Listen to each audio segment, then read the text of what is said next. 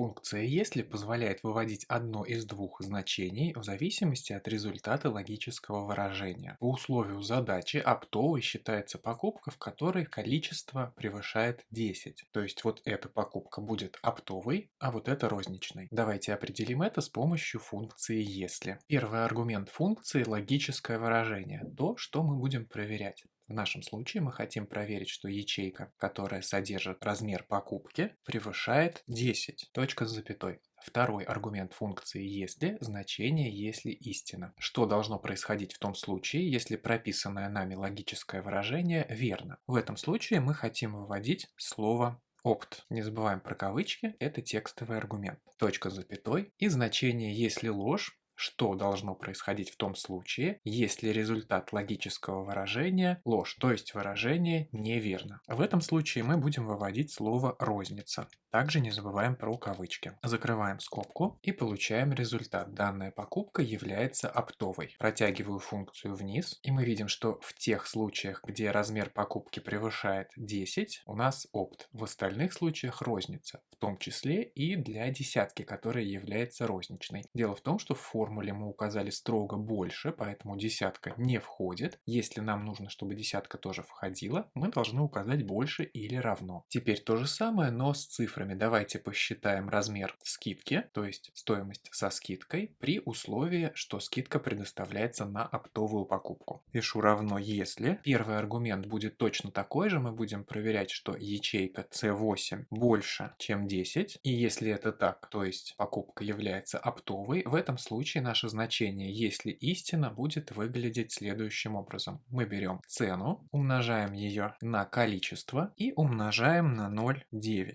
То есть делаем нашу покупку на 10% дешевле в том случае, если покупка является оптовой. Точка с запятой. Значение «если ложь». Если при проверке выясняется, что C8 не больше 10, то в этом случае мы должны взять цену, умножить ее на количество, и все. В данном случае скидка предоставляться не будет. Закрываю скобку, нажимаю на ввод, получаем результат. Протянув функцию вниз, мы увидим вычисления для опта и для розницы.